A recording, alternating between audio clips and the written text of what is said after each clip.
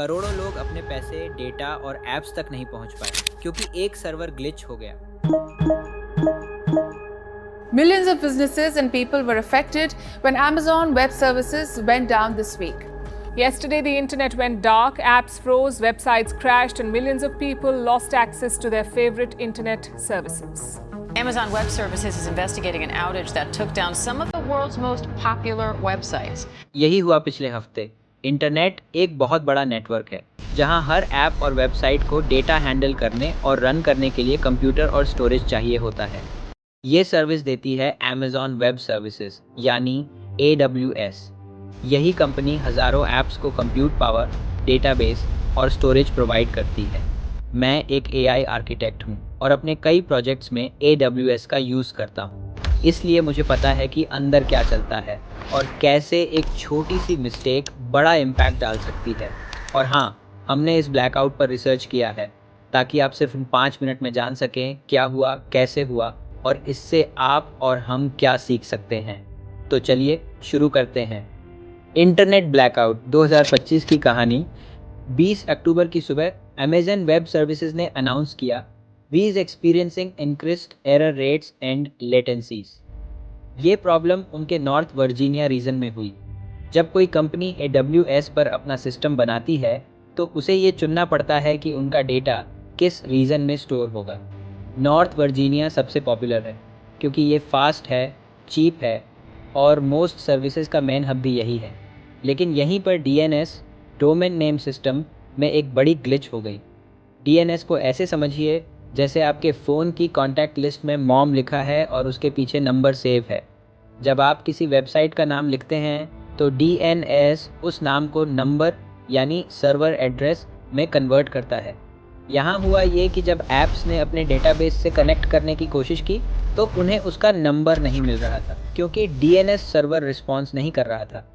Result, apps अपने ही database तक access नहीं कर पा रहे थे और जब डेटा नहीं मिला तो ऐप्स क्रैश होने लगे। सबसे पहले इम्पैक्ट पड़ा बैंकों पर। लॉयड्स बैंक, हैलिफैक्स और बैंक ऑफ स्कॉटलैंड की ऑनलाइन सर्विसेज डाउन हो गईं। उसके बाद क्रिप्टो ऐप्स, अमेजॉन की वेबसाइट, स्नैपचैट, फोर्टनाइट और रॉब्लॉक्स जैसे प्लेटफॉर्म्स भी अफेक्टेड हुए। कुछ ही घंटों में इंटरनेट का एक बड़ा हिस्सा रुक गया। बहुत सारी कंपनीज एक ही रीजन, नॉर्थ वर्जीनिया का यूज़ करती हैं। वहीं से उनके डेटाबेसेस, सर्वर और सर्विसेज रन होती हैं। तो जब उस एक रीजन में इशू आया तो वो वेव की तरह दुनिया भर में फैल गया, चाहे सर्विस किसी और देश में हो और उसका हार्ट वर्जीनिया में धड़क रहा था। जब अमेजॉन ने कहा कि इशू फिक्स कर दिया गया है, तब भी ट्रैफिक और लोड को नॉर्मल होने में कई घंटे लग गए। असल प्रॉब्लम थी DNS का रिस्पॉन्स ना मिलना। जब सर्वर्स पूछ रहे थे मेरा डेटाबेस कहाँ है तो DNS कह रहा था मुझे नहीं पता। इस वजह से नए सर्वर स्टार्ट नहीं हो पा रहे थे और पुराने सर्वर डेटा रीड नहीं कर पा रहे थे। अमेजॉन के इंजीनियर्स ने ट्रैफिक रीरूट किया, DNS कैश क्लियर किया और धीरे धीरे सब सर्विसेज नॉर्मल हो गई। रात तक सब कुछ फिर से चलने लगा। लेसन बहुत सिंपल है, एक अपना इम्पॉर्टेंट डेटा ऑफलाइन बैकअप में रखो। कभी भी सिर्फ क्लाउड पर डिपेंडेंट मत रहो। तो खुद को ऐसे ट्रेन करो कि अगर एक दिन ऐप्स बंद हो जाए तो आपकी लाइफ रुक ना जाए। थोड़ा डिस्टेंस और पेशेंस रखो क्योंकि कोई भी सर्विस परफेक्ट नहीं होती।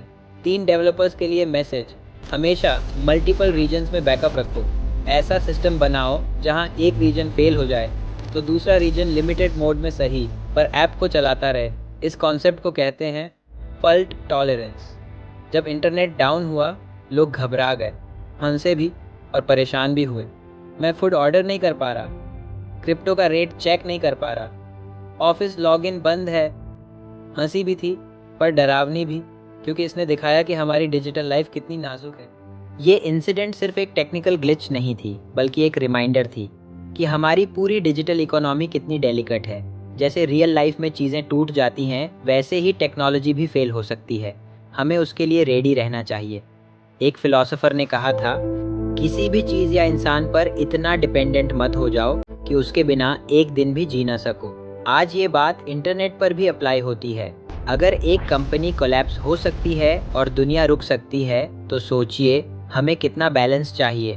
तो नेक्स्ट टाइम जब आप फूड ऑर्डर करें, स्नैप भेजें या बैंक ऐप खोलें, याद रखिए सब कुछ किसी एक सर्वर पर डिपेंड करता है, कहीं दूर वर्जीनिया में। इसलिए डेटा का बैकअप रखिए और लाइफ को थोड़ा फ़ोन के बाहर भेजिए। अगर आपको ये कहानी कुछ सिखा के गई तो लाइक करें, सब्सक्राइब करें, कमेंट करें और बताइए आप क्या सोच रहे हो इस वीडियो के बारे में।